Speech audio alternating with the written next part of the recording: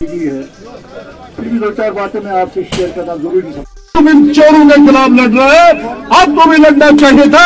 आपको जो है मिलिटेंसी का रास्ता नहीं उठाना चाहिए। जनाब सेहत कार्ड हर कस जमींदार बुझ जमींदार त्राल रोजान जमींदार ये सात अल्लाह ताला दीन नजात कह बेमार गस बेमार पे जमीन कुन तम इलाज पे तम दी 5 लक्ष गोल्डन स्कीम दिन 5 लक्ष तक 10 में आपने 150 चिराग बुझाए कश्मीर के, सिविलियन किलिंग करवाई।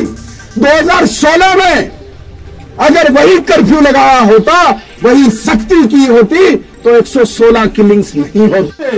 एक आवाज सुनने को मिलेगी किन 2 खानदानों ने यहाँ पे जम्मू कश्मीर के नौजवान हो या बुजुर्ग, और जो ही ऐसे खानदानों के खिलाफ कोई एक आम इंसान आवाज उठाता है, उनकी आपकी 2-2.5 साल से 80 करोड़ लोगों को मुफ्त राशन मिली है। यहाँ आप सब जानते हैं कि यहाँ हेल्थ कार्ड है, यहाँ कई स्कीमें हैं जो नरेंद्र भाई मोदी ने सारे देश में लागू की हैं, जिनका हम भी लाभ उठा रहे हैं, फायदा उठा रहे हैं।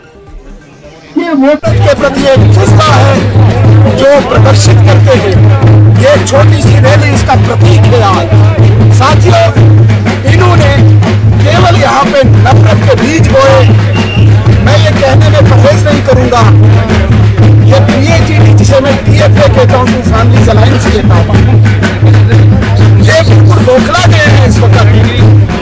जिस प्रकार से आज कश्मीर की आम जनता ने, आम जनमानस ने उनको एक जवाब दिया है कि कश्मीरी 99.5% लोग दिल से भारत को चाहते हैं और 0.5% जो नफरत होना चाहते हैं उन पर भारी पड़ेंगे।